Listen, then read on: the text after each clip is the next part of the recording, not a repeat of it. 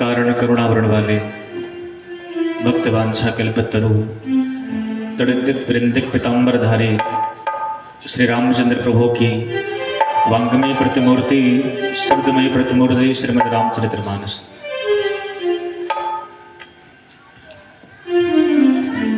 परम सौभाग्य आज से हमारा और आपका प्रारंभ होने जा रहा है कि हमें और आपको 9 दिवस पर्यंत भगवान श्री राम की कथा सुनने को मिलेगी। और इस कथा को यहाँ तक पहुँचाने में जो भगीरथ प्रयास किया है, उस भगीरथ प्रयास के सबसे सच्चे अधिकारी यश शर्मा हैं, क्योंकि उन्होंने इतना परिश्रम किया इस कथा को यहाँ तक लाने के लिए। हमारी कथा कोणी बार में भई तो बोले गुरुजी हमारे यहाँ भी एक बार राम चर्चा हो जाए। मैंने कहा बिल्कुल होगी भैया।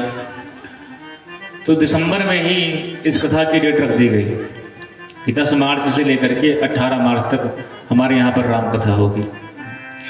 और उस दिन से लेकर के आज तक वो व्यक्ति, वो बालक, बहुत उम्र नहीं है, इस कथा को शुरू करने के लिए हर संभव प्रयास, हर संभव कोशिश उसने की। और कहते हैं ना, जब इच्छा शक्ति प्रबल होती है, जब हमारी इच्छा प्रबल होती है तो परमात्मा भी उस कर्म को, उस इच्छा को पूर्ण करने के लिए हर संभव भगवान मदद करते हैं। इसलिए आज आपके द्वार पर राम कथा आई है तो इसमें रघुनाथ जी की कृपा तो मूल है, भगवान की कृपा ही मूल है कि भगवान की कथा यहाँ तक आई। पर उस कथा के मूल में इस बालक का, यश शर्मा का महत्वपूर्ण योगदान है कि उसके अंदर ये इच्छा शक्ति थी कि मेरे द्वार पर राम कथा हो और अपनी दादी को मैं एक बार राम कथा सुनाऊंगा। तो उस व्यक्ति की, उस बालक की ये इच्छा शक्ति आज रघुनाथ जी ने पूर्ण कर दी। बोलो श्री रामचंद्र भगवान की जय हो। तो 9 दिवस पर्यंत हम सभी लोग समवेत रूप से एकत्रित होकर के यहाँ कुरेबार में मिल करके एक संग भगवान की कथा सुनेंगे। क्योंकि यह कथा कैसी है, बोले पूछो रघुपति कथा प्रसंगा, सकल लोक जग पावनी गंगा। भगवान की कथा तो समस्त लोकों को पवित्र करने वाली गंगा है। एक गंगा वो जो प्रयाग में रहती है, बहती हैं, उस गंगा में स्नान करने के लिए हमें स्वयं जाना पड़ता है। यदि हमारी इच्छा हो गंगा स्नान की और हम गंगा जी से कहें कि हे मैया हम तो आप तक नहीं आ सकते हैं, तो आप कृपा करके हमारे द्वार तक आ जाओ, तो वो गंगा मैया हमारे द्वार तक हमको स्नान कराने नहीं आएंगे। पर भैया धन्य भाग तो इस कथा के है। ये राम कथा, यह भागवत कथा जो सारे संसार को, त्रिलोकी को पावन करने के लिए व्यक्ति के घर तक पहुंच जाती है, गांव तक पहुंच जाती है, गली मोहल्ले तक पहुंच जाती है, और कहाँ कहें 7 समंदर पार विदेशों में भी भगवान की कथा पहुंच जाती है। तो इसलिए यह कथा गंगा है। उस भागीरथी गंगा में स्नान करने के लिए हमें जाना पड़ेगा, पर कथा रूपी गंगा में स्नान करने के लिए कहीं जाना नहीं है। बस जहाँ कथा हो रही हो वहीं आकर के पंडाल में बैठ जाइए, क्योंकि साक्षात जो रामचरितमानस है ये कोई पुस्तक नहीं है, ये कोई किताब नहीं है।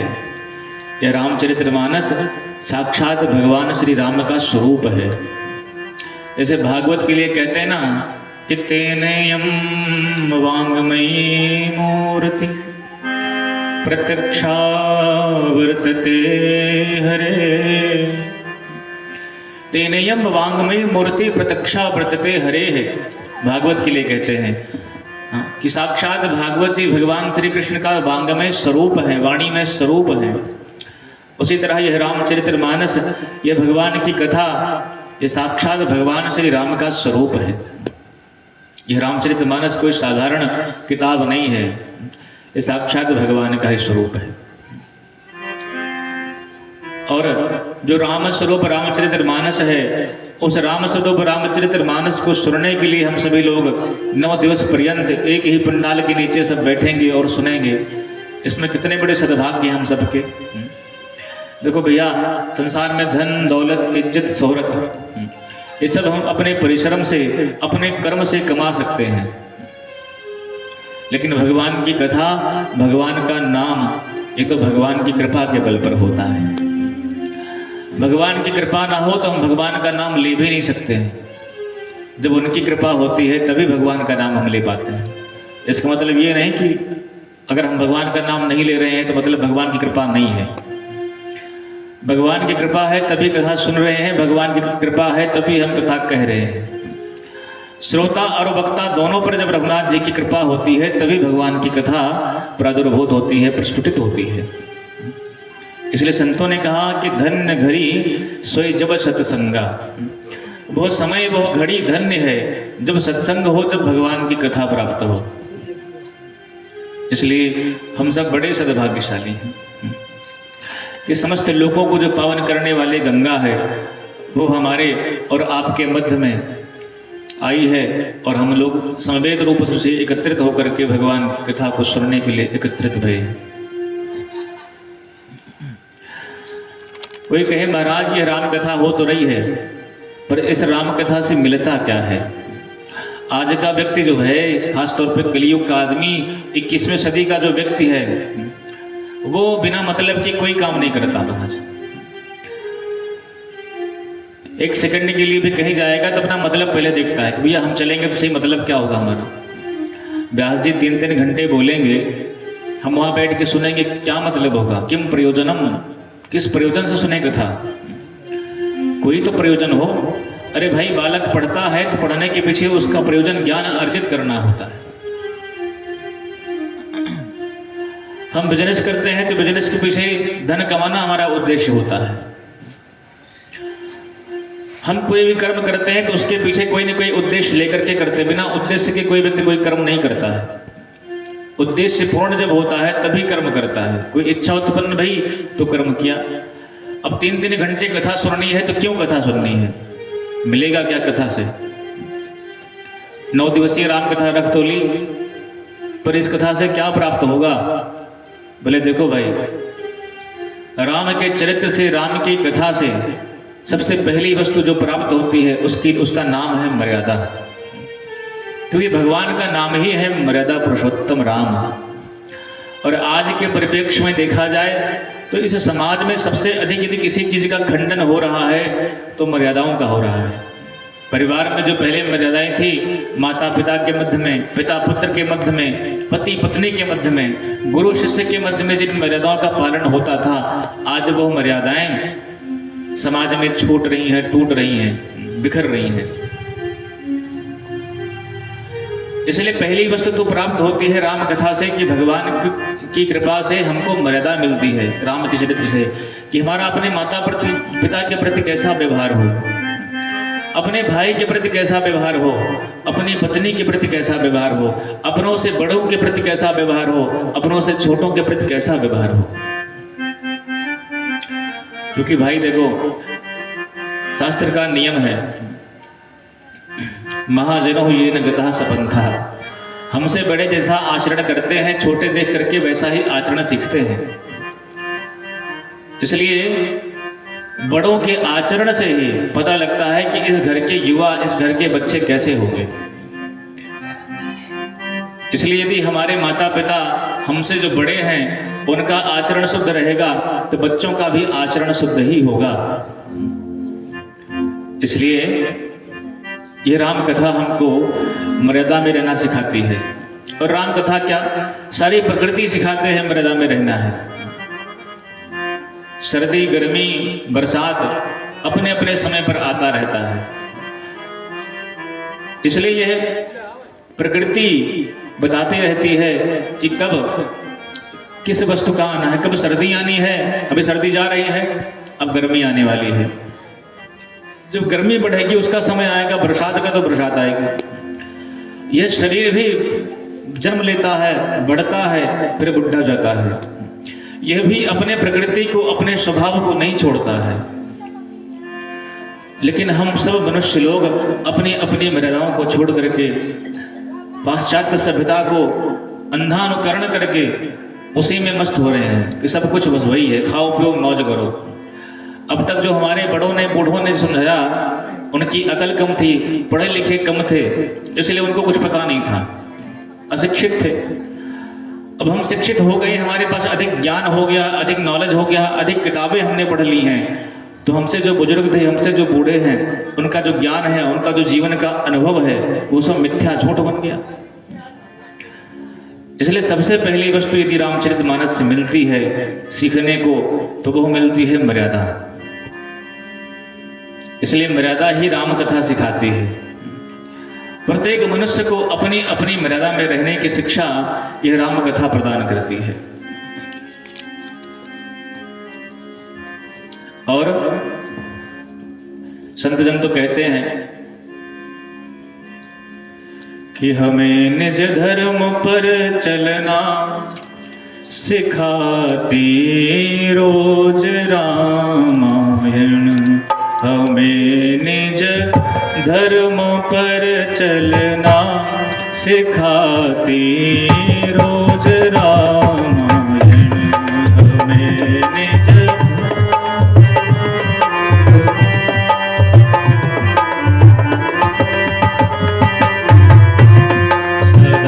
शुभ आचरण करना, सदा शुभ आचरण करना सिखाती रोज रामायण, सदा शुभ।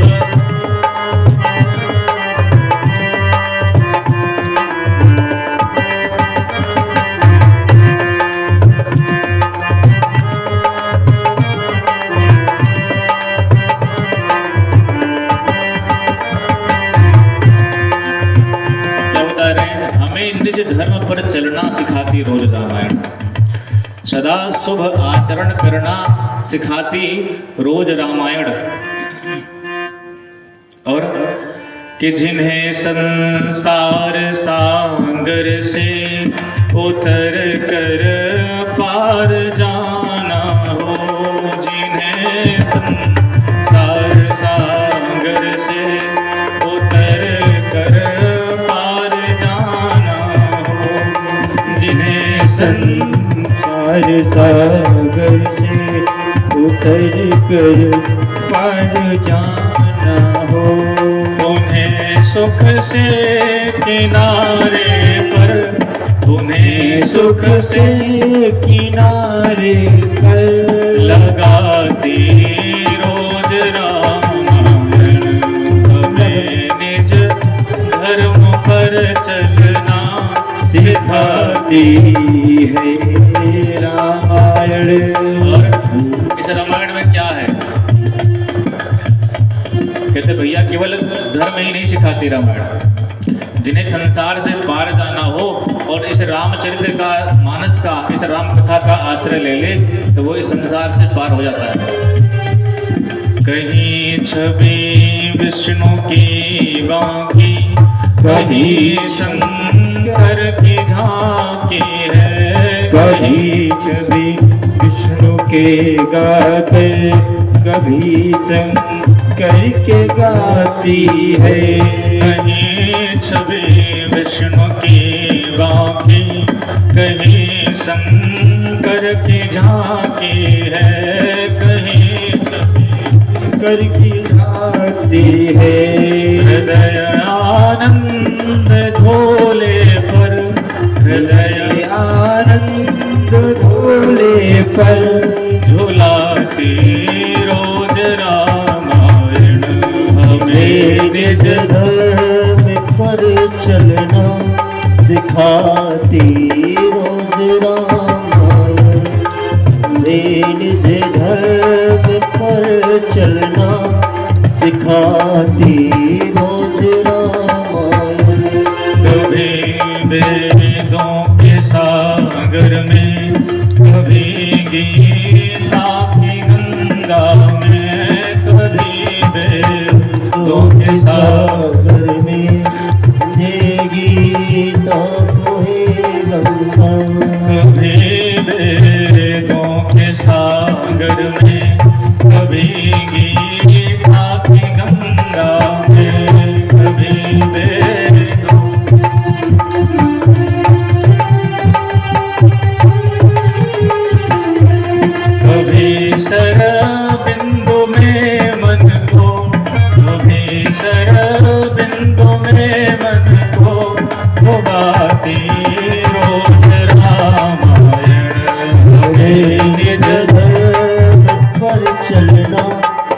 सिखाती रोज रामायण।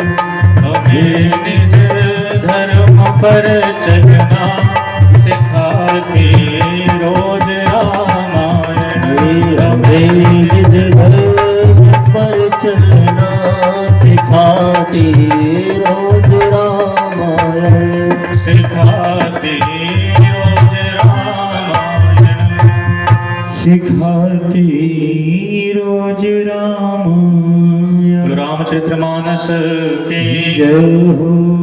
तो ये राम कथा प्रत्येक व्यक्ति को, प्रत्येक व्यक्ति के धर्म को, अपने निज धर्म को चलना सिखाती है कि मनुष्य का धर्म क्या है।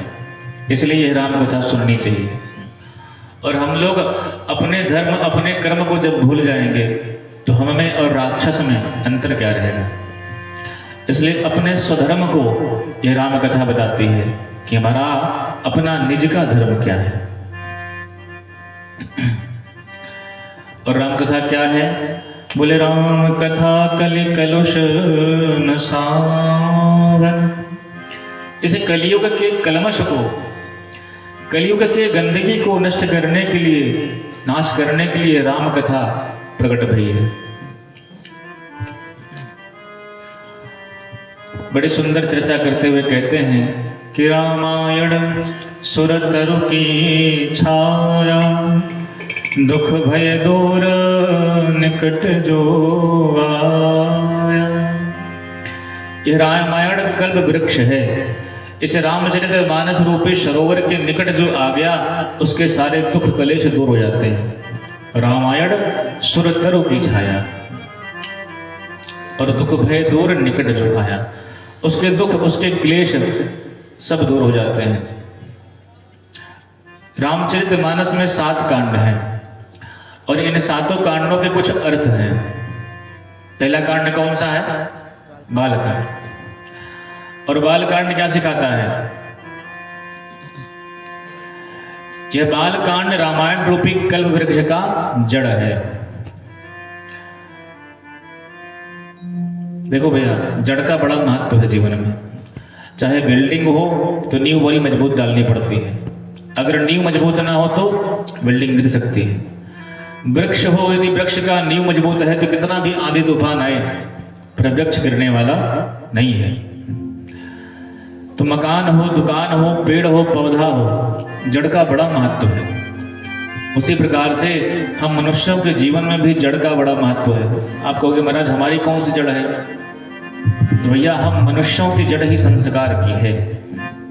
छोटे छोटे बच्चे हमारे घर पर जो होते हैं, जब उनको हम अच्छे संस्कार देते हैं, अच्छे गुण, अच्छे संगति उनको सिखाते हैं, तब जो है आगे चल के वो एक आदर्श मनुष्य बन पाते हैं। इसलिए अपने बच्चों को आप एकदम से उनको सुख से, उनको दुख से परिचय ना हो ऐसा मत करिए। थोड़ा उनको शारीरिक श्रम मिले, थोड़ा उनको बौद्धिक श्रम हो। जब उनके जीवन में संकट आएंगे तब उनको जिंदगी का एहसास होगा। कभी कभी क्या होता, माता पिता के ऐसो आराम में हम अपने बच्चों को कष्ट दे ही नहीं पाते हैं। कष्ट देने का मतलब मारना पीटना नहीं है। उनको थोड़ा घिसिए, थोड़ा उनको तपाइए कि जीवन की रेखा में चले, थोड़ा अच्छे संस्कार दीजिए। क्योंकि आज का हमारा दिया हुआ अच्छा संस्कार कल बुढ़ापे में हमारे ही काम आएगा। और यदि हमने आज अपने बच्चों को संस्कार अच्छे नहीं दिए, अपने धर्म की, अपने कर्म की पहचान नहीं कराई, रामकृष्ण की पहचान नहीं कराई, तो कल यही बच्चे बड़े होकर के दादा दादी माता पिता को वृद्धाश्रम में डालाते हैं कि यहाँ क्या करेंगे आप, अब इतना खर्चा कहाँ कि आपका भी खर्चा हम उठाएं। इसलिए यही वृद्धाश्रम में डाल देते हैं। दाई वगैरह लगी हुई हैं, आपकी सेवा करेंगे प्रेम से। इसलिए अपने धर्म ग्रंथों से, अपने कर्म से, अपने संस्कारों से उन बच्चों को परिचित कराइए। और बाल कांड में दशरथ जी महाराज ने अपने चारों पुत्रों को बढ़िया संस्कार दिए हैं। प्रातः काल उठ के रघुनाथा, मात पिता गुरना वही माथा। ये संस्कार है कि प्रातः काल उठ करके अपने दैनिक कर्मों से निवृत्त होकर के अपने माता पिता के चरणों में प्रणाम कीजिए। ये संस्कार है बच्चों में। जब स्नान कर लें तो बैठ के उनको प्रेम से सुंदर राम हनुमान चालीसा पढ़वाओ।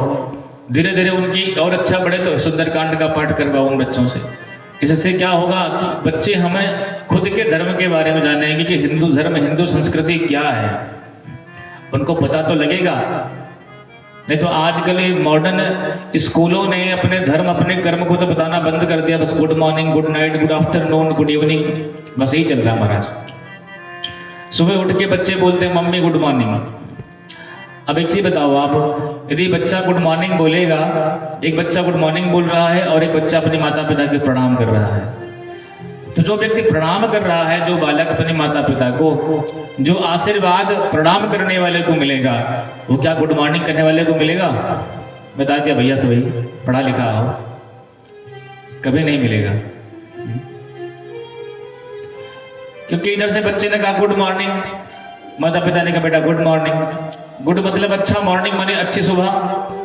अरे भाई वो तो ठीक है, जो भी है बढ़िया है, लेकिन जब प्रणाम करेंगे तब तो उनके मुख से कुछ निकलेगा, बेटा खुश रहो, कल्याण हो। तो वो जो आशीर्वाद निकलता है माता पिता के हृदय से अपने बालक के लिए, वो उस गुड मॉर्निंग गुड नाइट से 1000 गुना बढ़कर होता है। इसलिए बालकांड में दशरथ जी महाराज ने अपने चारों पुत्रों को अच्छे संस्कार दिए हैं। और संस्कार देने का असर क्या हुआ? बोलिए, बालकांड रामचरितमानस रूपी कल्प वृक्ष का क्या है? जड़ है। और अयोध्या कांड क्या है? बोले महाराज वो तना है, जिसको थड़ बोलते हैं। वृक्ष की जड़ मजबूत हो तो उसका तना भी मजबूत रहता है। तो आंधी तूफान कितना भी आए पर वो वृक्ष गिर सकता नहीं है। इसी तरह से हमने अपने बच्चों को बचपन से अच्छे संस्कार दिए हैं, तो यदि आगे चल के उनके जीवन में दुख आया, कष्ट आया, संकट आएगा, तो कभी भी अपने धर्म को नहीं छोड़ सकते हैं। सर कट जाएगा पर धर्म नहीं छूटेगा। और इस रामचरितमानस में यही बया। दशरथ जी का प्राणांत हो गया, राम जी का वनवास हो गया, लेकिन सारी अयोध्यावासी अपने धर्म को नहीं छोड़ रहे हैं। दशरथ जी कहते हैं धर्म मूल सब सुकृत सुहाई। समस्त सुकृत्यों का, समस्त सुखों का जो मूल है वह धर्म है। इसलिए अयोध्या कांड ये थड़ है। अपने बच्चों को अच्छे संस्कार देंगे तो दुख में कभी घबराएंगे नहीं। आजकल विडंबना क्या है, जरा सा दुख पड़ा सबसे पहला काम क्या करते हैं? फांसी लगा लेते हैं। जरा सा दुख आया, जीने की इच्छा खत्म, पहला काम फांसी लगाओ, अब जीना ही नहीं है। लेकिन वास्तविकता क्या है? जिंदगी मिली है तो सुख भी मिलेगा, हमारे जीवन में दुख भी मिलेगा।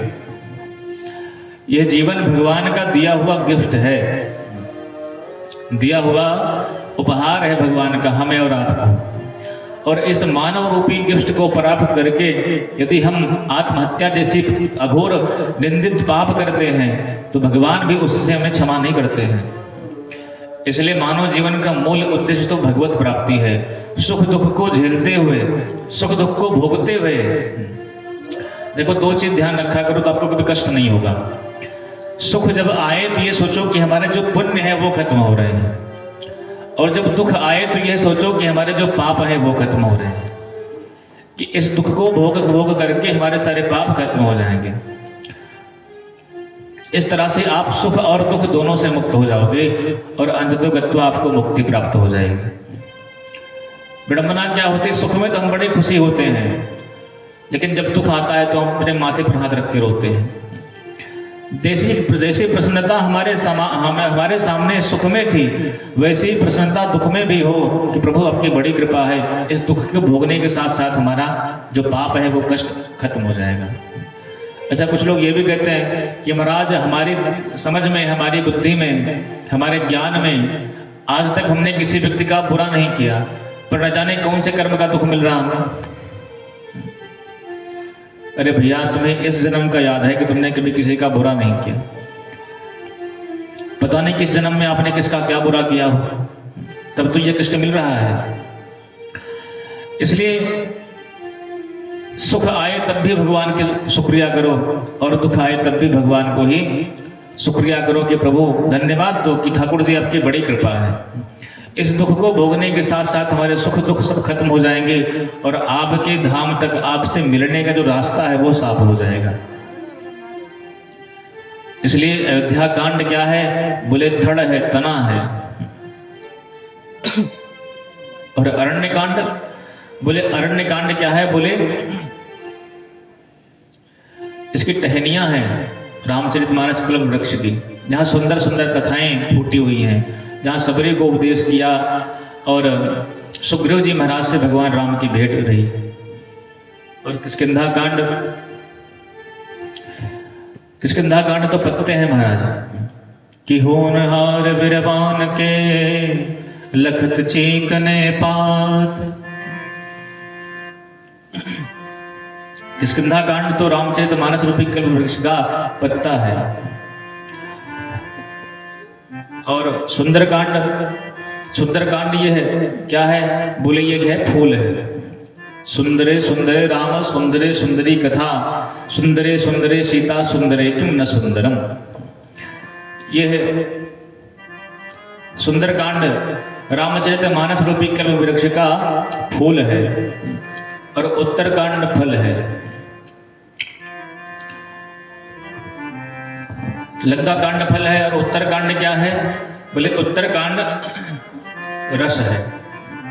इस तरह से यह रामचरितमानस रूपी कल्प वृक्ष का परिचय दे रहे हैं गोस्वामी जी।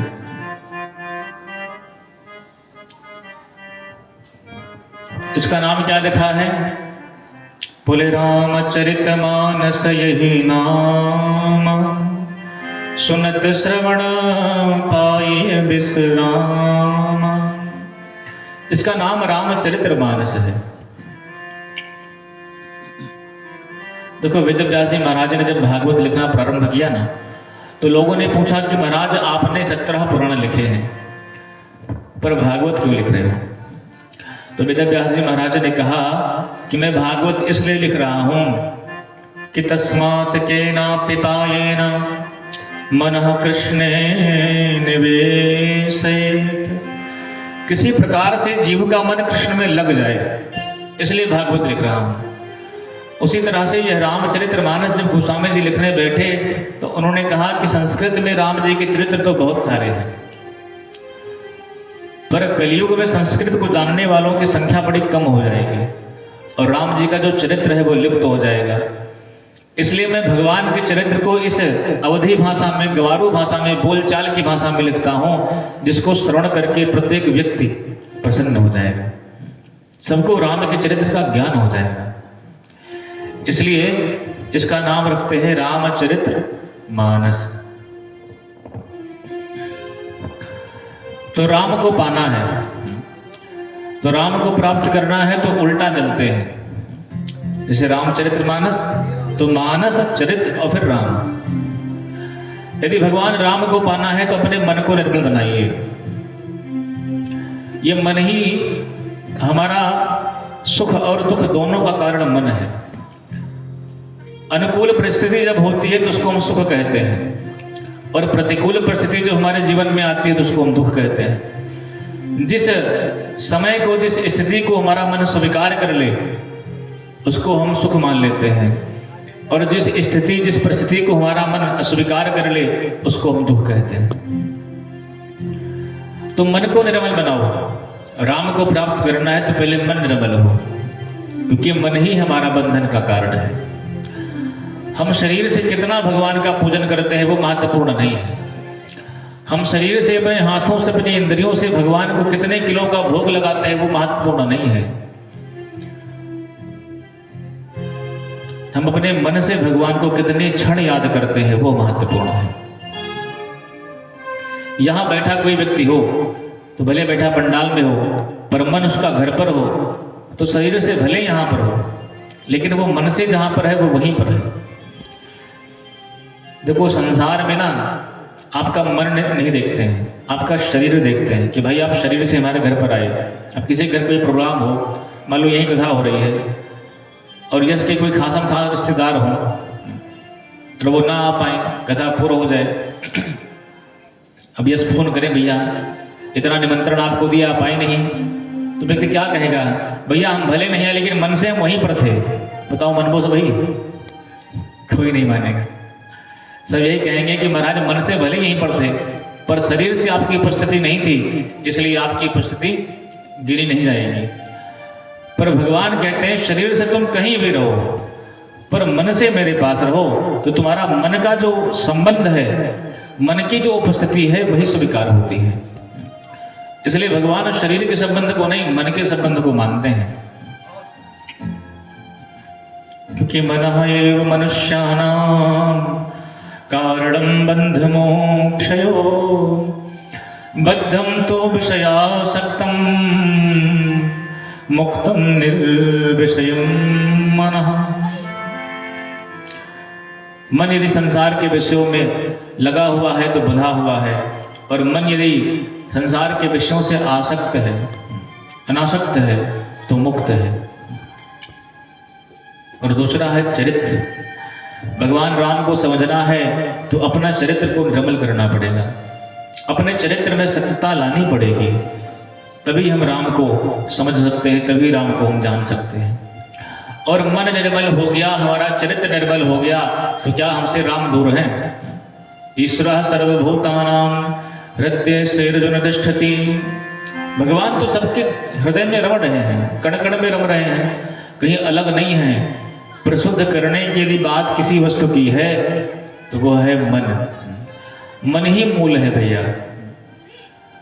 मन के सुधारे सब सुधरता है, और मन के बिगड़े पूरा संसार बिगड़ जाता है। एक क्षण के लिए मन बिगड़ गया तो कितना भी सुंदर पल हो, क्या कहते भैया मन खराब हो गया, अब नहीं करेंगे कुछ।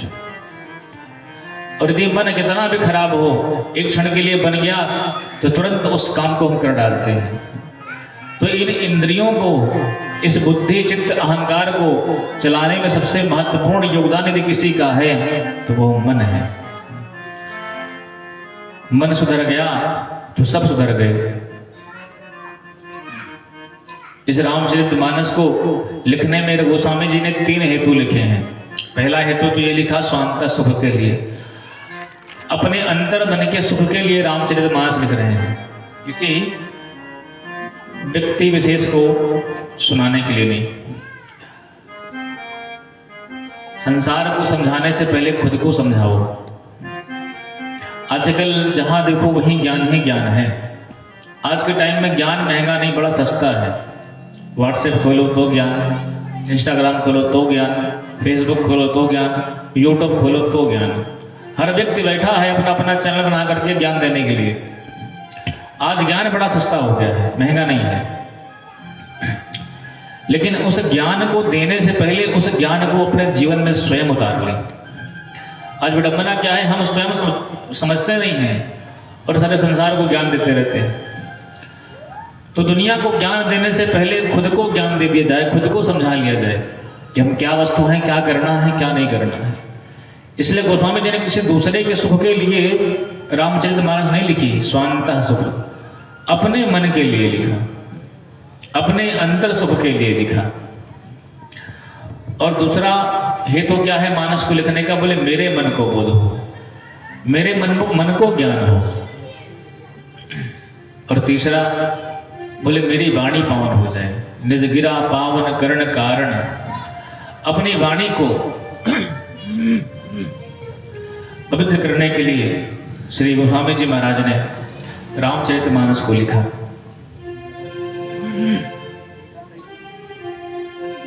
तो ये 3 हेतु राम कथा को लिखने के गोस्वामी जी ने लिखे हैं।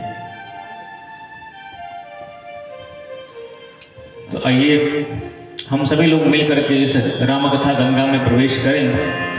उससे श्री राम जय राम जय राम जय जय राम, श्री राम जय राम जय राम जय जय राम, श्री राम जय राम जय जय श्री राम, श्री राम जय राम जय राम जय जय राम, श्री राम जय जय श्री राम, श्री राम। वंदना करिए। कि वर्णानां रथ संघानां रसानां छन्दसामपि मंगलानां च करतारो वंदे वाणी विनायको। गोस्वामी जी ने रामचरितमानस को लिखा तो किस शब्द से लिखा? बोले वर्ण शब्द से। वर्णानाम अर्थ संघानाम रसानाम छंदसाम। किसी ने कहा भाई इतने सुंदर रामचरितमानस लिख रहे हैं तो वर्ण शब्द से क्यों प्रारंभ किया? बोले भैया वर्ण मतलब क्या होता है? हमारे सनातन धर्म में 4 वर्ण हैं, ब्राह्मण, क्षत्रिय, वैश्य और शूद्र। तो ये रामचरितमानस केवल ब्राह्मणों का ही नहीं है, केवल क्षत्रियों का ही नहीं है, केवल वैश्यों का ही नहीं है, केवल शूद्रों का ही नहीं है। ये 4 वर्ण हैं, ब्राह्मण, क्षत्रिय, वैश्य और शूद्र। तो इन 4 वर्णों के लिए रामचरितमानस तो लिखा ही, पर अंत में क्या लिखते हैं? अंतिम शब्द जो मानस जी का है वो क्या है? बोलते संसार पतंग घोर किरणैः दह्यन्ते नो मानवः। मानवः पर अंत किया मानस का और वर्ण शब्द से प्रारंभ किया। तात्पर्य क्या है? ये 4 वर्णों के लिए तो रामचरितमानस है ही, लेकिन कलयुग में अनेकों जातियां हो जाएंगी, अनेकों पंथ, अनेकों मजहब उत्पन्न हो जाएंगे। तो ऐसा नहीं कि उनके लिए नहीं होगी ये रामचरितमानस, उन समस्त लोगों के लिए राम कथा मंगलकारी होगी। हिंदू कहें कि राम कथा केवल हिंदुओं के लिए ही है, ऐसा नहीं। सिख कहें कि राम कथा केवल सिखों के लिए है, ऐसा भी नहीं है।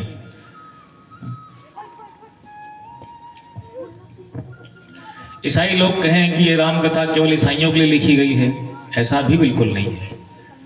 मुसलमान भाई हमारे कहें कि राम कथा तो भाई देखो हमारे लिए लिखी गई है, ऐसा बिल्कुल नहीं है। यह राम कथा पूरे मानव मात्र के लिए लिखी गई है। और मानव मतलब जहां मानव शब्द लग गया वहां क्या हिंदू, क्या मुस्लिम, क्या सिख, क्या ईसाई, सब मनुष्य ही तो हैं, सब मानव ही तो हैं। तो ये राम कथा सबके लिए है भैया। ये बात अलग है कि कोई व्यक्ति राम को अपना दुश्मन माने, बोले राम जी तो किसी को दुश्मन मानते नहीं है ना। भगवान राम की कथा तो प्रत्येक मानव के लिए मंगलकारी है।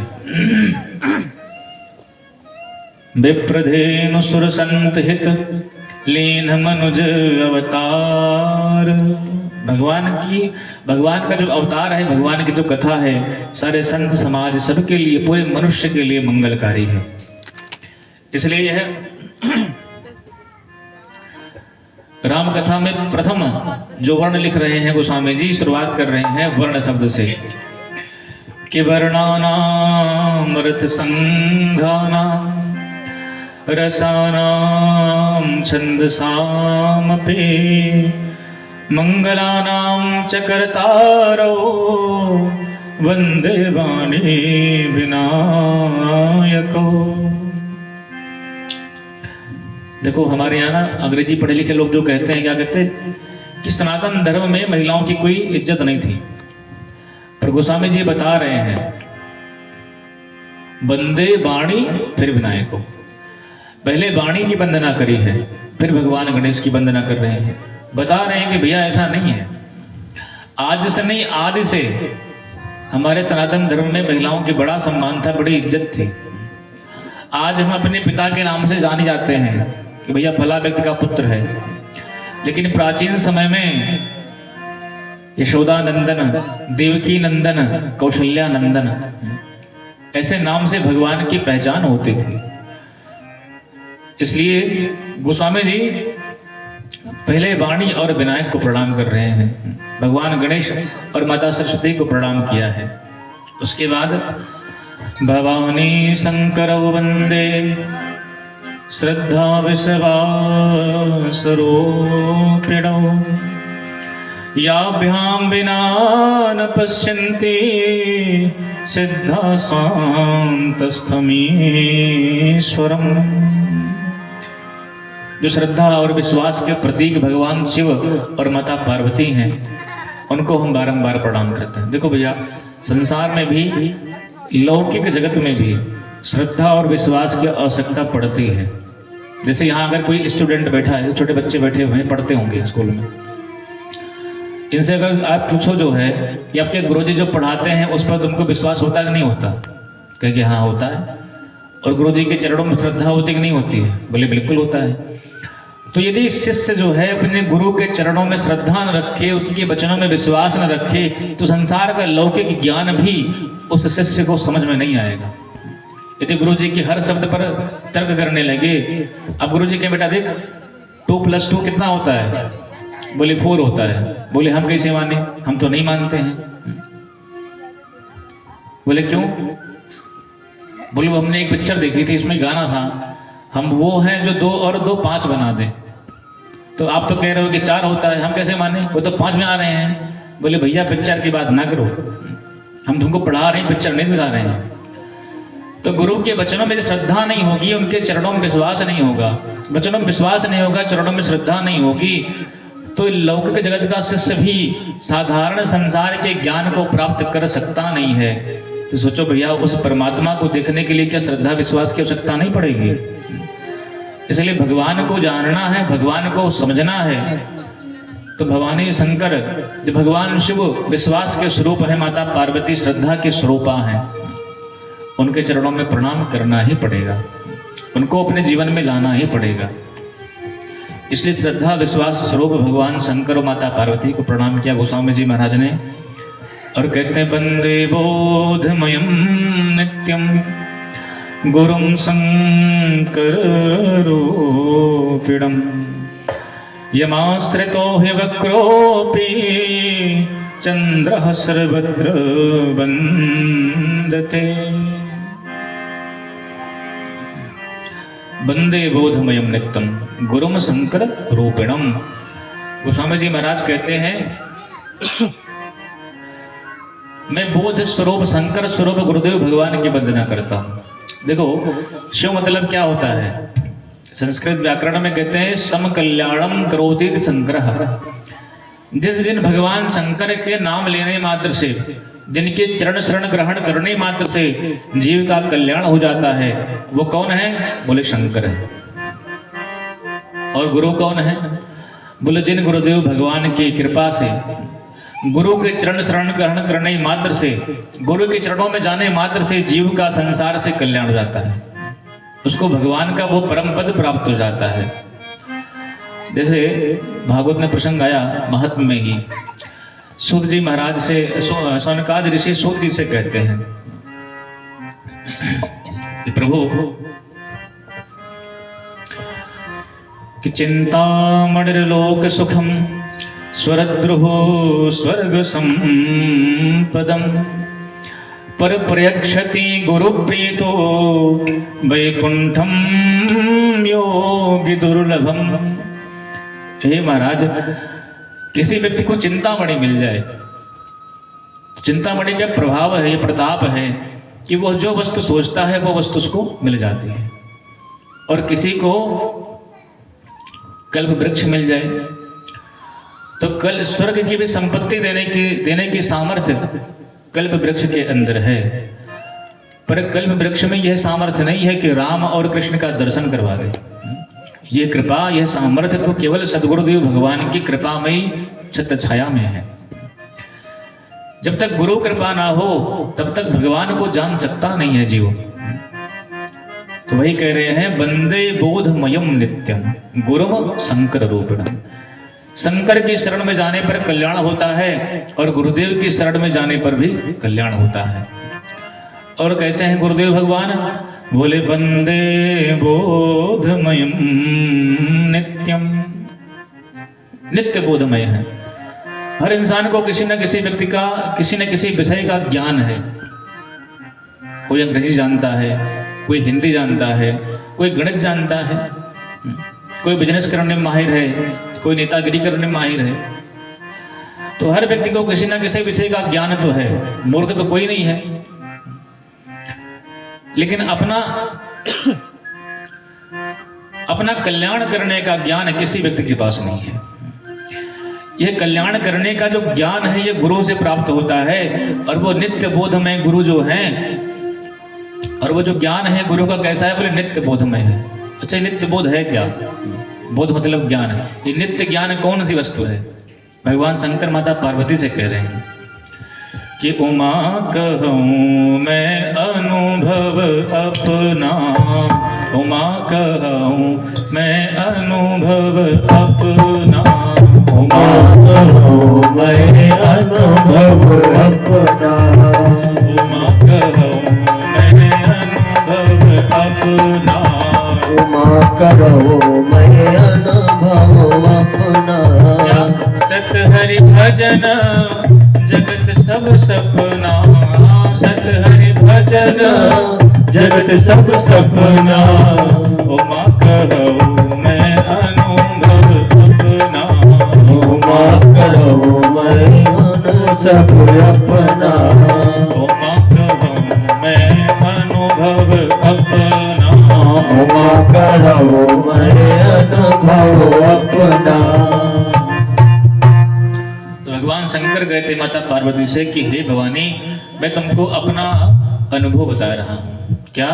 सत्य हरि भजन जगत सब सपना।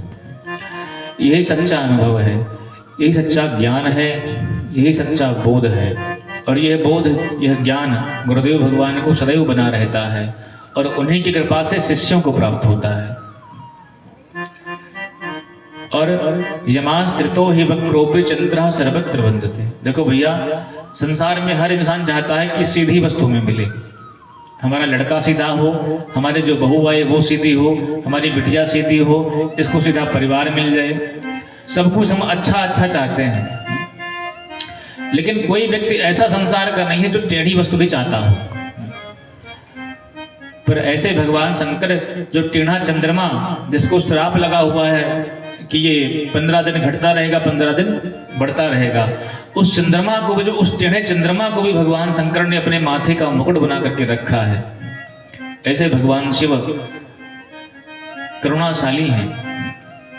चंद्रः सर्वत्र वंदते।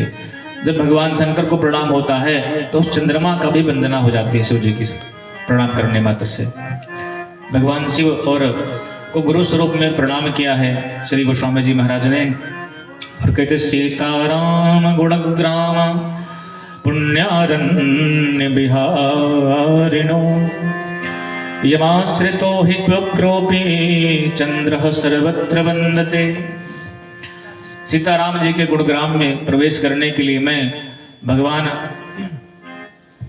वाल्मीकि जी और भगवान हनुमान जी की वंदना करता हूँ, क्योंकि उनकी कृपा के बिना भगवान के चरित्रों में प्रवेश संभव नहीं है।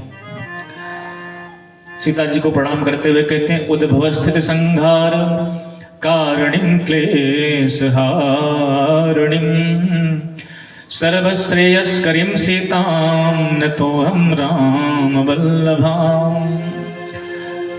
समस्त श्रेयों को करने वाली जो सीता जी हैं, जिनसे सृष्टि की उत्पत्ति होती है, पालन होता है और संहार कर देती हैं, वो जगत जननी श्री जानकी की मैं बार बार वंदना करता हूँ।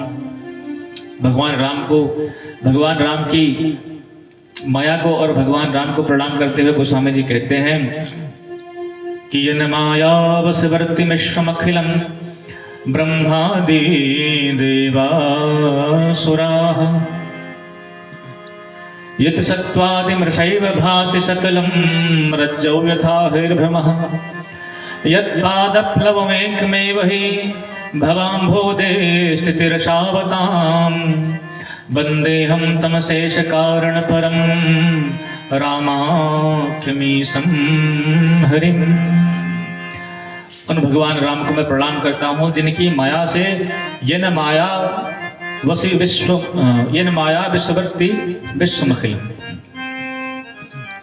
ब्रह्मादि देवासुरा। जिन भगवान की माया से ब्रह्मा, देवता, असुर, मनुष्य सब मोहित हैं, उन भगवान राम को मैं प्रणाम करता हूँ बारंबार।